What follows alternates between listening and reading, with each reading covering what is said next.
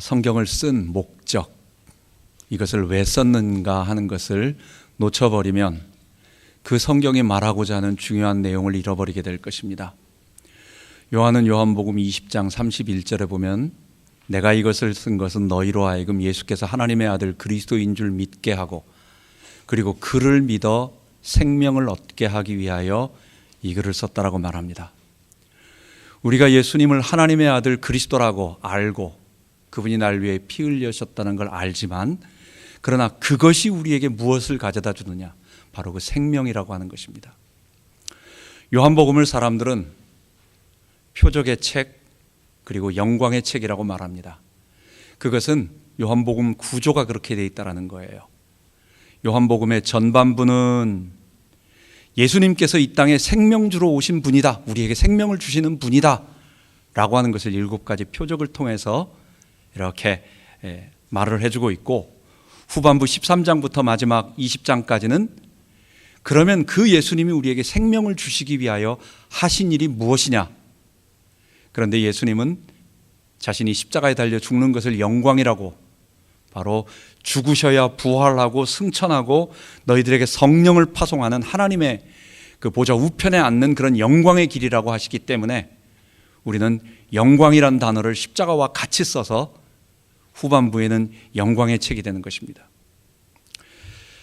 우리가 지금까지 이 요한복음 전반부에 6가지 표적을 보았고 오늘 마지막 7번째 표적을 봅니다. 여러분, 표적, 사인이라고 하는 것은 무엇이에요? 우리 교회 주차장 앞에다가 우리 교회 사인을 붙여놨어요. 거기에 우리 주님의 교회 이렇게 써놓고 밑에 화살표를 이렇게 해놨어요. 그 사인 화살표는 그게 교회가 아닙니다. 그 자체가 교회가 아니고 그 자체는 그냥 하나의 표시요, 뭔가를 말해주고 있는, 그러니까 이쪽에 교회가 있고 여기서 예배를 드리는 곳입니다라고 하는 것을 가르쳐주는, 그러니까 그 사인 표지판 자체가 교회가 아니라 진짜 교회는 저쪽으로 가면 있습니다라고 하는 것을 말해주는 그 표시판이에요. 예수님께서 갈릴리에서 4가지 표적을 보이시고 그리고 예루살렘에서 3가지 표적을 보이십니다. 갈릴리에서 제일 가나에서 혼인잔치의 표적을 보이시고, 그래서 물이 포도주가 되게 하셔요. 예수님이 가버나움에서 죽어가고 있는 왕의 신하의 아들을 이 가나에서 말씀으로 살려주셨어요. 예수님이 베세다 광야에서 사람들 5,000명, 남자만 5,000명을 먹이시고, 그리고 예수님이 풍랑이를, 무리를 걸어서 제자들에게 밤에 찾아가셨어요. 이런 기적을 보면 야, 예수님 참 능력이 있으신 어떤 힘 있는 분이시구나. 그 기적을 말하려고 하는 것이 아니라 그게 뭘 말하느냐는 것을 중요하다는 거예요. 예수님이 하신, 갈릴리에서 하신 그 4가지 표적은 예수님은 우리 인생의 주인이시다.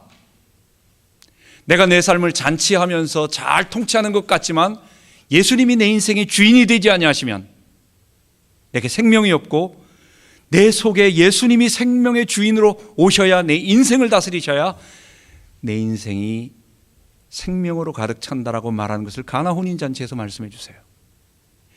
인생이 아무리 잘하고 아무리 높은 고관 대작이 되어서 큰 성공의 위치에 올라간다 할지라도 예수님이 내게 생명으로 함께 하시고 주인으로 함께 하시고 나를 통치하지 아니하시면 죽음의 위기 같은, 아무도 막을 수 없는 그 자식이 죽는 죽음의 위기를 만나게 돼요.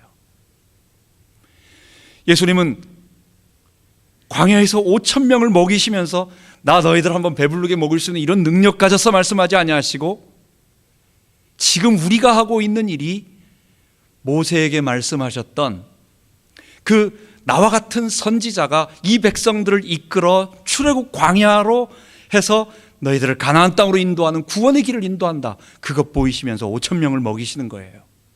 그리고 그 자신이 하늘 만나 생명의 떡을 먹이는 자라고 말씀하시고 또한 자기 자신이 생명의 떡이라고 말씀하세요. 풍랑을 걸으신 것은, 여러분, 어떤 사람들이 예수님이 뭐 먹을 거 있는가 좀 봐봐라 그랬더니 꼬마아이가 보리떡 5개와 물고기 2마리를 가져온 걸 보고 어른들이 좀 부끄러워가지고 자기가 몰래 숨겨놨던 걸 다 꺼내가지고 이렇게 같이 나눠 먹었다. 그게 아니라는 거예요. 예수님의 오병이어는 예수님이 물 위를 걸으심으로 말미암아 그것이 하나님께서 주신 신적인 권능이라는 것을 우리에게 입증해요. 그래서 갈릴리에서 있었던 이 네 가지 이런 사람이 할 수 없는 초자연적인 기적, 그 기적이 우리에게 말하는 예수님은 생명을 주시는 분이시다, 생명 자체시다, 예수님을 주인으로 모셔야 된다 라고 하는 이 말을 우리에게 말할 때 우리는 그 표적의 의미를 알아야 되는 것입니다. 예루살렘에서 두 가지 표적을 하고 오늘 마지막 베다니, 바로 예루살렘에서 한 2km 정도 떨어져 있는 곳인데 또 기적을 베푸시는데, 베데스다에 38년 된 병자를 고치시면서 이제부터는 예수님이 사람들이 안식일을 아주 그 율법처럼, 율법은 안식일에 그렇게 하는 것을 말하고 있지 않는데 마치 안식일에 아무것도 안 하고 거름도 못 걷고 아무것도 안 하는, 이 불을 켜는 것도 안 켜는 것이 하나님의 율법인 것처럼 장로들의 유전으로 꽉 묶여 있는데, 예수님께서는 그게 아니라 내가 너희들에게 율법을 준 것은 사람을 살리고 죄로부터 자유케 하고 병든 자를 고침으로 하나님께서 우리에게 구원을 주시는 분, 그 구원이 있다라고 하는 것을 기억하는 날이다. 예수님이 그렇게 다 해석해 주시면서 베데스다 38년 된 환자, 그리고 그 실로암 소경의 눈을 밝히시며 하셨습니다. 오늘 마지막 7번째 이 표적이 있습니다. 이 표적은 지금까지 앞에 있었던 6가지 표적을 다 하나로 합친 것보다 더 사람들에게 강력한 역할을 했고, 그 다음에 그것 때문에 바리새인들이 예수님을 반드시 잡아서 죽여야 한다라고 하는, 왜냐하면 이 기적이 너무 크므로 예루살렘에 있는 사람들이 그 전까지는 그런가, 예수님이 좀 괜찮네, 예수님이 좀 능력 있는 선지자쯤이었네 하는데, 이 나사로를 살리신 이를 통하여 완전히 많은 사람들이 돌아가기 때문에 나중에는 나사로까지 죽이려고 하는 것입니다. 그래서 이것이 예수님의 6가지 표적을 다 완결하면서 그분이 하시고자 하셨던 마지막 표적이고, 이것 때문에 사실은 십자가에서 죽게 되는 어떤 계기를 마련한 것입니다. 예수님이 예루살렘에 올라가실 때는 보통 유대인들은 대체로 여리고를 거쳐가지고 그 다음에 베다니로 해서 벳바게로 해서 그 다음에 감람산, 거기가 감람산이에요. 감람산을 지나서 예루살렘으로 가는 길입니다. 예수님은 예루살렘에 가셨을 때에 성 안에 있지 않고, 왜냐하면 예수님을 죽이려는 사람들이 너무 많이 있었어요. 갈릴리에서는 유대인 그 바리새인과 서기관과 이런 사람들이 공격하지 않았는데, 그런데 예루살렘에 가셔서 했던 일들은 대제사장, 서기관, 바리새인들이 예수님이 율법을, 우리를 정면으로 공격하고 성전을 헐어버리고 막 이렇게 유대교를 갖다 공격하는 자라고 하는 그런 말을 들었기 때문에 예수님을 죽이려 하는 거예요. 그래서 성 안에 계시지 않고, 저렇게 위성사진으로 보면 좀 멀리 떨어져 있는 것 같지만 오늘 17절에 보면 한 오리쯤 되는 곳이라고, 예루살렘에서 베다니까지가 오리라고, 오리가 십리도 못 가서 오리도, 그러니까 오리가 바로 한 2km 정도 되는, 우리가 한번 이런 파크 같은데 한 번 돌 때 1마일, 2마일, 3마일 정도, 한 2마일 정도 걸어도 1시간 내로 다 거는 거예요. 그러니까 예루살렘에서 걸어서 좀 빨리 걸으면 1시간 내에 충분히 도착할 수 있는 그런 거리에 예수님은 항상 저기에 가셨고, 저기에 예수님을 잘 따르는 3남매가 있었습니다. 그 중에 알다시피 이름이 나사로, 그 다음에 마리아와 마르다라고 하는 자매가 있었습니다. 그런데 하루는 이 마르다가 이 나사로가 병이 들어 죽게 된 것입니다. 그래서 이제는 옛날에 병이 들면 거의 죽는 거죠. 우리나라 조선 왕조 왕들, 그 허준 같고 그 다음에 그 대단한 사람들이 왕궁에서 그 왕을 살리려고 어떻게든지 목숨을 유지하려고 하지만, 그 조선 임금 왕들의 평균 수명이 몇이냐? 한 46세 정도 되는 것입니다. 왕들의 조선 왕조 실록에 나와 있는 태어난 날짜하고 죽은 날짜를 총 해보면 평균 수명이 50도 안 되는 거예요. 옛날에는 질병이 취약했고, 옛날에는 이 병원 감염이라든지 영양의 어떤 불균형이라든지 이런 것 때문에 빨리 죽는데, 어쨌든 병 걸리면 그냥 죽는 것입니다. 이제 나사로가 점점 죽어가니까 그 누이가 마르다가 예수님에게 우리 오빠가 죽게 되었습니다. 빨리 와서 좀 도와주세요. 그런데 예수님은 뜻밖의 바로 가지 아니하시고 이 일은 하나님의 영광을 위한 것이다. 즉 죽을 나사로를 살림으로 하나님께서 예수님을 통하여 생명을 주시는 분이라고 하는 것을 보인다라고 하는 그런 표적을 위한 일이다 하시면서 본인이 머무르고 계셨던 곳에 일부러 이틀을 더 유하시고 그리고 천천히 걸어가셔서 베다니로 올라가셨습니다. 베다니에 올라가 보니까 이미 장례가 끝났고 그리고 4일이나 되었습니다. 아까 말씀드린 것처럼 베다니는 예루살렘에서 오리, 그러니까 한 2km 정도 떨어져 있는 곳이었기 때문에 예루살렘에서 이 마르다와 마리아 그리고 나사로를 알았던 사람들이 많이 있었던 것 같습니다. 그래서 장례를 위로하러 마리아와 마르다를 위로하러 이제 예루살렘에 있는 유대인들이 많이 와 있었어요. 그런 상황 속에 이제 예수님이 거기에 도착하셔서 이제 죽은 나사로를 살리시는 일을 하는 것입니다. 예수님은 죽은 나사로를 이제 무덤에 서서 말씀하십니다. 나사로야 나오너라. 나사로야 나오너라. 그랬더니 죽은 나사로가 아시다시피 이스라엘은 우리처럼 흙에다가 매장을 해서 묻는 것이 아닙니다.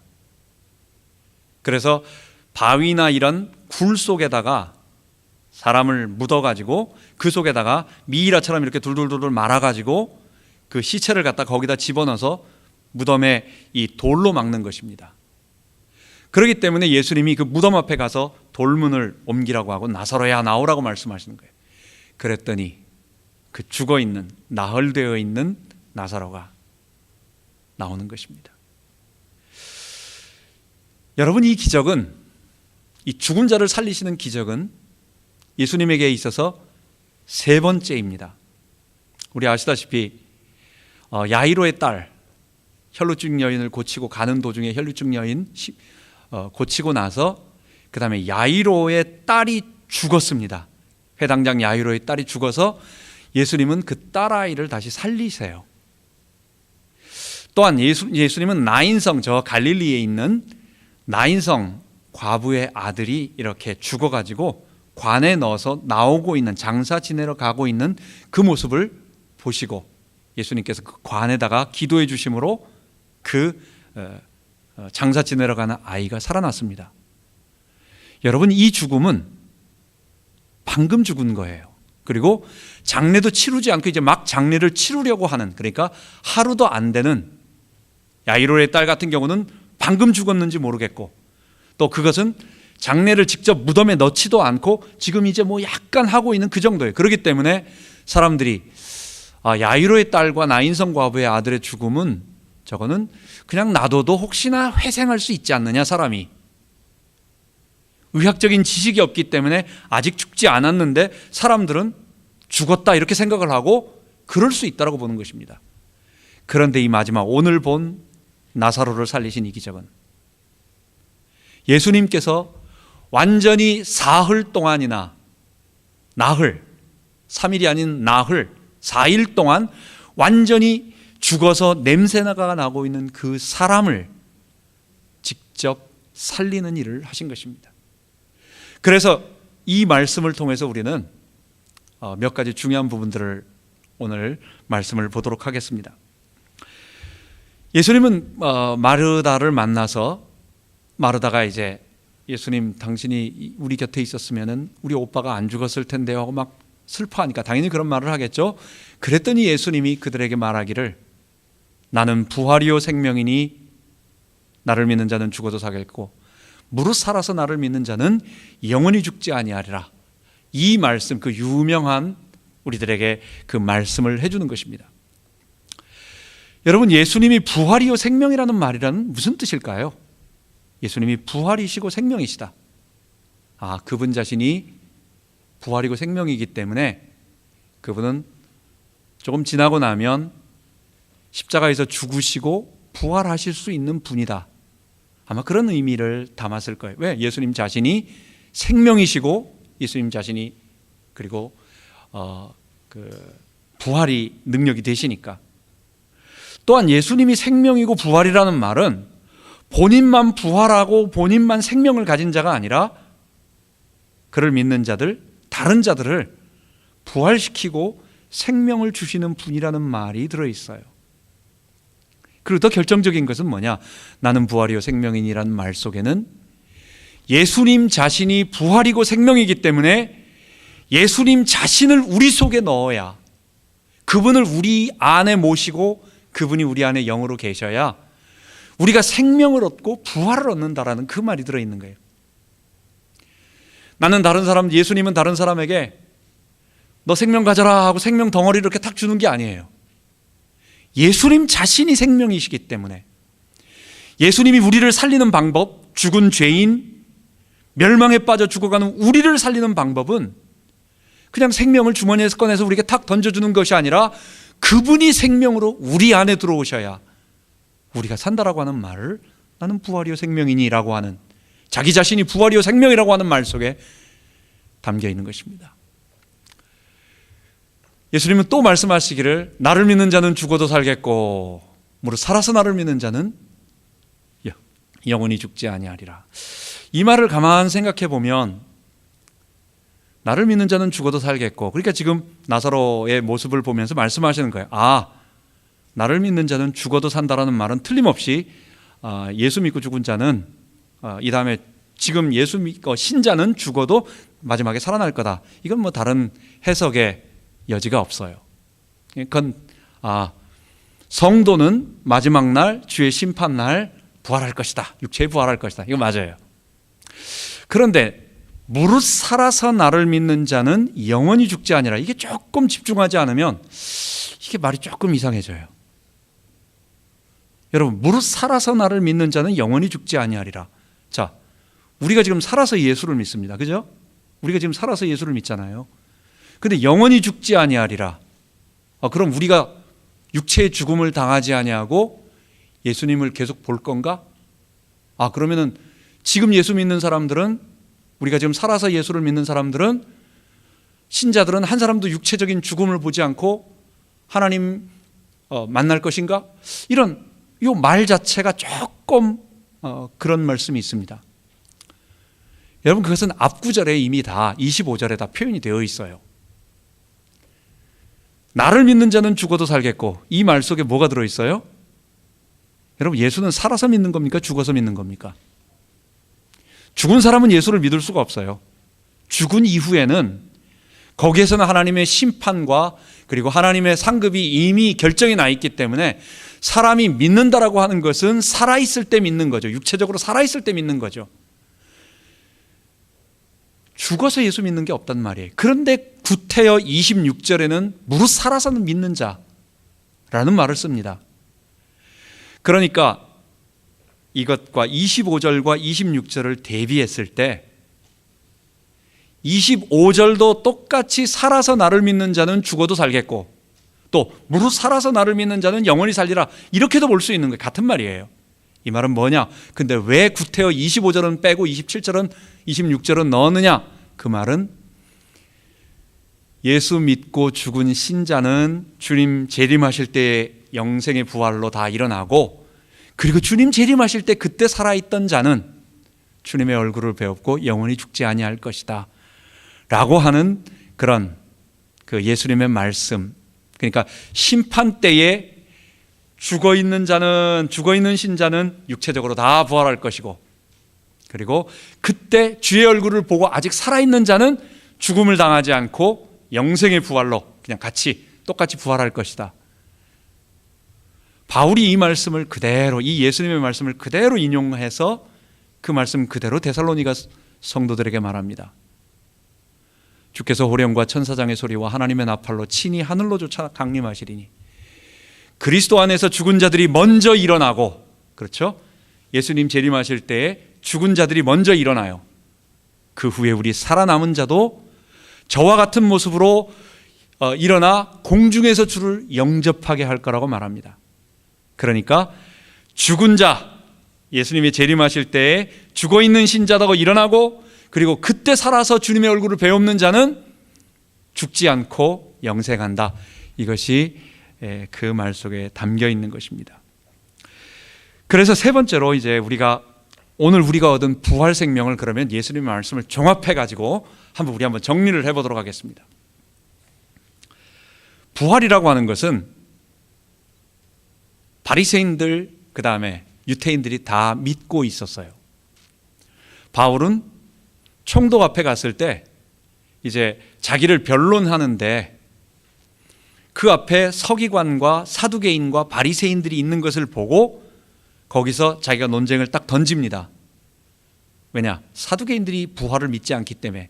그리고 자기가 바리새인이라고 하는 것을 증명하면서 나는 하나님의 우리 육체의 부활을 믿는다라고 말하면서 하니까 바리새인들이 저 사람 맞는 말 했네. 우리가 같이 부활을 믿는다. 그랬더니 이 사두개인들이 아니다. 부활이란 없다. 이러면서 이제 논쟁이 붙어지는 일이 있어요. 제가 뭘 말씀드리느냐? 유대인들은 육체의 부활을 믿고 있었다라는 것입니다. 그런데 예수님은 내 오라비가 다시 살리라라고 25절에 말하고 있어요. 이 말은 무슨 말입니까? 그때 마르다는 예수님, 우리의 부활은 마지막 날 이렇게 살아나는 부활 당할 것입니다. 사람들은 생각할 때 부활이, 우리 육체의 부활과 우리의 구원이, 생명을 통해서 얻는 부활이 먼 미래에 이루어져서 오늘은 전혀 영향을 주지 못하는, 오늘은 체험하지 못하고 마지막 날 우리 주님 오실 때 그때 부활되는 거니까 그날 가봐야 체험되어지고, 또 오늘 여기서는 전혀 경험되지도 않고 정신적이고 영적이고 종교적인 어떤 그런 부활로만 생각한다는 거예요. 예수님은 뭐라고 말하느냐? 마리아가 그런 고백을 했습니다. 내가 마지막 날 우리의 육체가 부활할 것을 나는 믿습니다. 그랬더니 예수님은 아니다, 내 오라비가 지금 다시 살 것이다 라고 말하는 것입니다. 여러분, 예수님의 생명의 부활은 지금 죽은 자를 살릴 수도 있고 주께서 원하시면, 그러나 내 삶의 모든 부분에서 죽음이 나를 지배하고 있는, 죄와 죽음이 지배하고 있는 그것으로부터 나를 살게 하는 하나님의 권능이 있다는 것, 주님이 우리에게 주신 부활 생명, 예수님이 내 안에 계셔서 함께 하시는 부활 생명은 먼 미래에 체험되어지는 허구적인 정신적인 부활이 아니라 지금 이 자리에서 우리가 맛보고 체험하고 모든 부분에서 경험할 수 있는 그런 부활이라는 거, 첫 번째로 우리 잊지 맙시다. 이게 나는 부활이요 생명이니 라고 말하는 예수님의 말씀 속에 들어있는 얘기라는 거예요. 두 번째로 25절에 보면 나를 믿는 자는 죽어도 살겠고라고 말했습니다. 나를 믿는 자가 아까 말씀드린 것처럼 이 사람이 살아서 우리처럼 믿는 사람이었어요. 죽어서 믿는 사람이 아니라 이 사람은 살아있을 때 예수를 믿은 신자예요. 그런데 주님이 재림하기 전까지 이 땅에는 아직도 죄와 사망이 있습니다. 그렇기 때문에 죽은 자들도 죄와 사망의 영향권 아래 있기 때문에 우리에게도 죽음을 실제로 맛볼 수 있고 고통당할 수가 있고 어려움을 당할 수 있다라고 하는 것. 성도는 지금 고통을 당하고 성도는 지금은 어려움을 당하지만 한 가지, 오늘 부활 생명을 가진 자가 내일 생명의 부활로 살아날 것입니다. 부활 생명을 생명의 부활이라고 제가 만들어서 봤어요. 부활 생명이 뭡니까? 명사 두 개가 합치면 앞에 거는 뒤에 것을 꾸며주는 형용사가 돼요. 그러니까 부활 생명이라는 것은 나를 부활시켜 줄 생명을 말하는 거예요. 생명이, 나에게 생명이 들어온 거예요. 지금 부활하진 않았지만 나에게 미래에 부활을 가져다 줄 생명을 내게 주셨다는 거예요. 그럼 생명의 부활은 뭐냐? 그 부활 생명이 나를 계속 감추고 이렇게 살려주고 계시다가 주의 재림이 임하였을 때 그 생명으로 말미암아 살아나는 영생의 부활을 말하는 거예요. 여러분, 오늘 부활 생명을 가진 자도 아직 죄와 사망이 있기 때문에 우리 죽을 수 있어요. 이 죽음은 육체의 죽음일 뿐만 아니라 내 잘못이 아니지만 다른 사람으로부터 오는, 이 세상으로부터 오는 여러 가지 죄의 결과들, 아픔들, 눈물들, 이런 것으로 인해서 내가 고통을 당하고 어려움을 당하고 또 심지어는 큰 사고를 당할 수도 있어요. 그러나 예수님께서 우리를 완전하게 다 살려주실 뿐만 아니라 그것으로부터 우리를 벗어나고 자유케 하고 치유하시고 보호하시고 우리의 방패가 되시고 우리에게 상급이 되어주실 뿐만 아니라 말씀드린 것처럼 지금 부활 생명을 가지고 치열하게 살아가고 있는 자는 마지막 날 영생의 부활을 얻게 될 것입니다. 오늘 부활 생명이 내일의 생명의 부활로 우리에게 나타날 것입니다. 그게 25절에 나를 믿는 자는 죽어도 살겠고라는 말 속에 담겨 있습니다. 세 번째, 우리가 얻은 부활 생명을 한 번 더 정리해 본다면, 다시 한번 말씀드린다면 25절에 나는 부활이요 생명이니, 여러분 생명은 뭐라고요? 어떤 물질이나 기운이 아닙니다.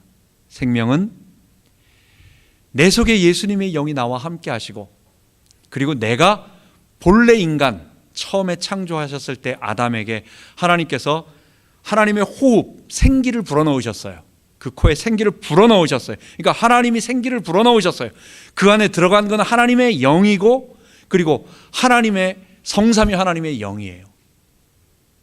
이 하나님의 영이 아담의 영하고 막 섞여가지고 뒤섞였느냐? 그건 아니에요. 아담은 육체, 바디와 영혼을 가지고 있는 존재이며, 그리고 그 마음 속에 성삼위 하나님의 영이 주인으로 딱 좌정하고 계셔서 아담이 피조물로서 그 성삼위 하나님을 마음에 모시고 그분을 섬기며 그분께 순종하며, 그리고 그분 뒤에 한 발자국 뒤에 그분을 따라서 걸어가고 있는 모습, 이걸 뭐라고 말해요? 이게 에녹이 하나님과 함께 동행했다라고 말하는 거예요. 영이신 하나님을 저 하늘 보좌에 앉혀놓고 우리가 하나님 잘 섬기겠습니다 하고 살아가는 것이 아니라, 영이신 성삼위 하나님의 영이 우리 안에 우리와 연합해 주셔서 내 마음에 모시고, 그러니까 언제나 우리는 주님과 함께하고 살아가는 거예요. 에덴 동산의 생명이 바로 그것이었어요. 그게 피조물이 가지고 있었던 우리 피조물의 존재 방식이에요. 우리는 영혼과 육체를 가지고 있는 피조물이면서 성삼위 하나님의 영을 내 마음의 주인으로 모시고 그분을 섬기며 살아갈 때 자기 주인됨의 죄에서 나오는 그런 모든 사망과 사탄의 유혹이 없이 우리는 하나님을 섬기는 거룩한 백성이 될 것이다. 이렇게 살아가는 사람을 생명 있는 사람이라고 말하는 거예요. 나는 부활이요 생명이니 라고 하는 말 속에 예수님을 내 주인으로 모시면 예수님의 영이 내 안에 들어오시고 성령이 내 안에 들어오시고 하나님의 영, 그리스도의 영, 예수의 영, 성령, 거룩의 영, 그분이 내 안에 들어오시니까 에덴 동산의 그 첫 아담을 창조하셨던 그 본래 모습으로 회복이 되어지고 돌아가게 돼요. 그래서 생명은 뭐냐? 예수님을 주인으로 모시고 성삼위 하나님께 순종하며 살아가는 그 상태. 그러나 아직은 여전히 우리가 때때로 우리가 주인 돼서 내가 왕이 되어서 살아가고자 하는 그게 많기 때문에 내게도 죄의 결과들이 나타나긴 하지만, 우리 주님이 재림하실 때는 우리가 주인으로 섬기던 그 예수님을 완전히 섬기게 되는 거룩한 모습으로, 예수님의 모습처럼 부활한 영광스러운 모습으로 우리도 주님 앞에 서게 될 것입니다. 그때 우리는 거룩한 피조물이 되어서 예수님과 함께 하나님이 창조하신 새하늘과 새 땅에서 하나님께서 원하시는 그 창조 경륜을 이루며 살아가는 거룩한 피조물들이 될 것입니다. 자, 이제 우리 마지막으로 나사로를 살리신 표적을 마지막으로 한번 보면서 정리해 보도록 하겠습니다. 예수님께서 나사로를 살리신 그 표적은 다른 어떤 표적보다도 중요합니다.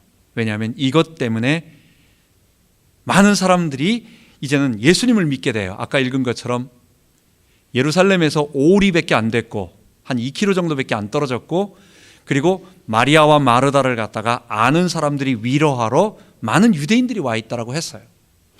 그러니까 예수님께서 일부러 그들 앞에서 죽은 나사로를 딱 살리니까, 아, 이거는 설교를 좀 잘하시는 게 아니다. 이거는 조금 선지자가 우리에게 뭐 먹을 거 주거나 뭐 돌을 갈라서 물을 주는 거나 아니면 뭐 만나 내려서 좀 먹을 수 있게 해주는 이런 게 아니다. 이거는 죽음을 이긴 거는 이거는 하나님의 권능이다. 저분이 하시는 말씀, 저분은 정말 하나님이신가 보다 라고 하는 명백한 선언이었어요. 여러분, 이 선언은요, 예수님이 하신 이 7번째 표적, 죽은 나사로를 살리신 것을 가만 보면 에스겔의 마른 뼈 환상하고 같다라는 걸 알게 돼요. 에스겔서 37장 13절에서 14절에 보면 내 백성들아 내가 너희 무덤을 열고 너희로 거기서 나오게 한즉 너희가 여호와인 줄 알리라. 나를 여호와인 줄 알리라. 내가 또 내 신을 너희 속에 두어 너희로 살게 하고라고 하는, 그러니까 에스겔서 후반에 쫙 나오는 이스라엘의 회복, 34장 23절에 나오는 내가 한 목자를 세우고 그 목자가 다윗이고 그리고 내가 그 다윗을 통해서 화평의 언약을 세우리라고 한 예언. 근데 그것을 좀 더 구체적으로 마른 뼈처럼 다 죽어있는 이스라엘을 하나님께서 생기를 불어넣으심으로 그 뼈들이 맞춰져서 일어나서 큰 군대가 이루고, 근데 그것을 무덤에서 일으켰다라고 말씀하시는 거예요. 죽음 가운데서 일어났다라고 말하는 거예요. 그리고 새로운 성전을 짓고 새로운 예배를 드리고, 그리고 그 성전에서 흘러나오는 물이 온 세상을 살리며 그 성전을 중심으로 이스라엘 기업이 분배돼서 여호와께서 거기 계시다라고 하는 새하늘과 새 땅을 예언하는 그것, 요한계시록에 똑같이 성취가 되어지는데, 이 예언의 시작을 예수님께서는 무덤 가운데서 죽은 자를 건져내는 예언으로 본인이 스스로 실제하시고 본인 스스로 이제 조금 있다가 얼마 후에 6월절 날 예루살렘에 올라가서 십자가에 죽으시고 부활하심으로 나타내 주시고, 마태복음 27장에 보면 예수님께서 부활하셨을 때 하늘이 어두워지고 그 다음에 지진이 나며 성전의 휘장이 찢어지고, 그 다음에 뭐라고 말하느냐, 51절에서 53절에 보면 땅이 진동하며 바위가 터지고 무덤이 열리며 자던 성도의 몸이 많이 일어나되 저희가 예수의 부활 후에 저희가 무덤에서 나와 거룩한 성에 들어간다라고 나왔습니다. 이 부분은 약간 어려운 부분이 조금 있어요. 이 부분을 잠깐 보면 우리가 이 부분은 실제인가? 예수님이 십자가에서 죽으시고 부활하셨을 때 정말 그 주변에 있었던 몇몇 사람들이 진짜 육체로 부활해가지고 살아난 건가? 아니면 이게 지금 환상으로 이런 것이다 라고 하는 것을 보여주는 건가? 저는 실제로 믿습니다. 그것이 환상이라기보다는 그건 실제적인 거다.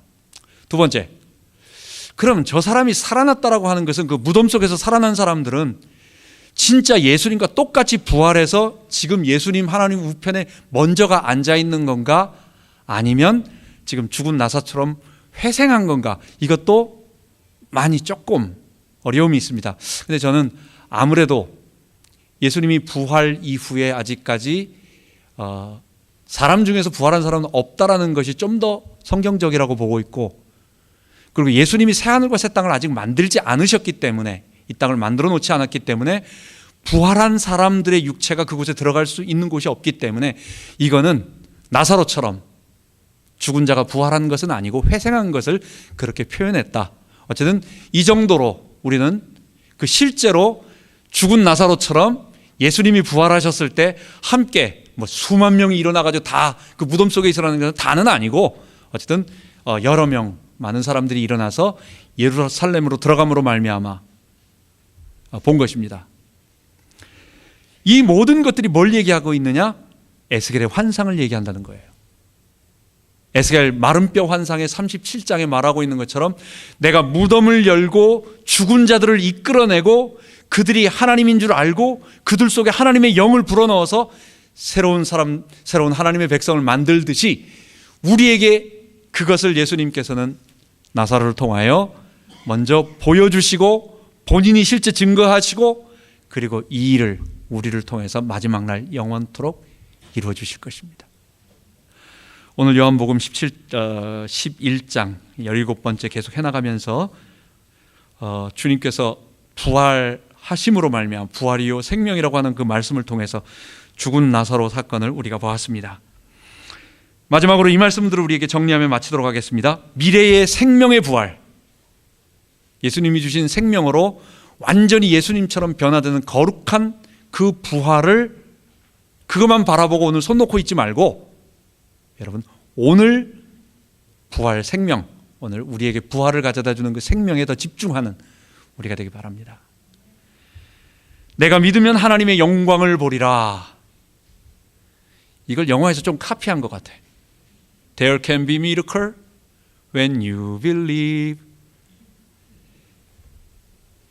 너희가 믿으면 하나님의 영광을 보리라고 한 그런 것처럼 우리 안에 믿음을 통해서 날마다 오늘 체험하고 하나님의 표적을 체험하고 기적을 체험하고 하나님이 내 안에 주인으로 사신 것을 확인하려고 하는 우리 되기 바랍니다.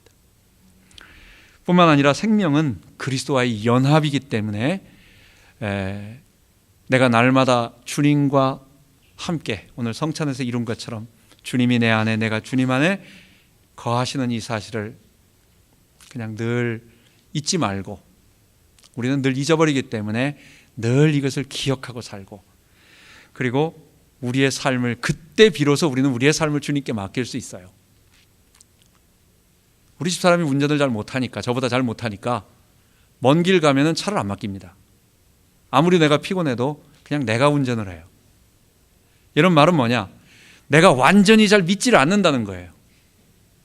완전히 믿지 않으니까 같이 타면 내가 피곤해. 내가 그냥 가도 빨리 안으로 들어가. 1차선, 차선 바꿔 뒤에 보고 다 보는데 그냥 계속 이런 마음이 드는 거예요. 하나님이 내 인생을 나보다 더 잘 운전하고 계시다라고 하는 것을 내가 믿지 못하니까 안 맡기는 거예요. 그분의 생명이 내 안에 거하셔서 나의 주인이라고 한다면 나는 그분께 내어 맡기고 마음껏 편안하게 쉴 수 있는 그것, 그게 믿음 있는 자고 그게 생명을 체험하는 자인 것입니다. 부활이요 생명이신 예수님을 우리가 주인으로 모시고 그 스포츠카 운전을 넉넉히도 하실 수 있는 분인데 겨우 조그만한 자전거 운전하는 사람이 그거 맡기지도 못하고 있는다는 거, 여러분 그 하나님 안 믿는 거예요. 제가 옛날 가이드 포스트 하나 읽는데 저쪽 핀란드인가 어쪽 북유럽에 날씨가 추우면은 호수가 꽝꽝 얼습니다.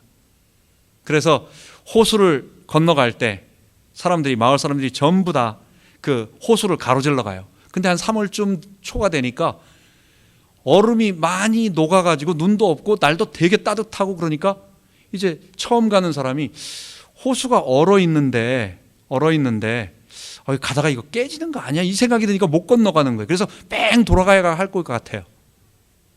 조금 보니까 그 마을 사람이 트랙터를 타고 건너가다라는 겁니다. 이 말은 무슨 말이에요? 그걸 모르면, 믿지 못하면 남은 트랙터를 타고 건너갈 수 있는 그 위를 발걸음을 갖지 못하고 걸어서도 못 건너간다는 것.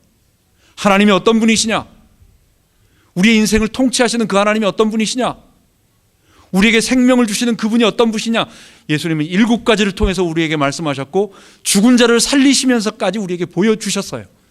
그분을 신뢰하고 내어 맡기고 그리고 평안을 얻는 우리 되길 바랍니다. 기도하겠습니다. 하나님 아버지, 죽은 나사로를 살리셔서 내가 너의 생을 통치하고 내가 너와 함께하는 하나님이다 라고 하는 것을 우리에게 말씀해 주심을 감사합니다. 예수님이 우리 안에 주인으로 계실 때, 그리고 우리가 그분을 섬기며 살아갈 때 오는 그 생명, 살아있음, 하나님이 주신 이 구원의 생명, 하나님 우리가 이것을 체험하다가 주님 얼굴 배울 때 영생의 부활, 그 생명의 부활로 나아가는 우리 되게 하여 주옵소서. 우리 주 예수 그리스도의 이름으로 기도하옵나이다. 아멘.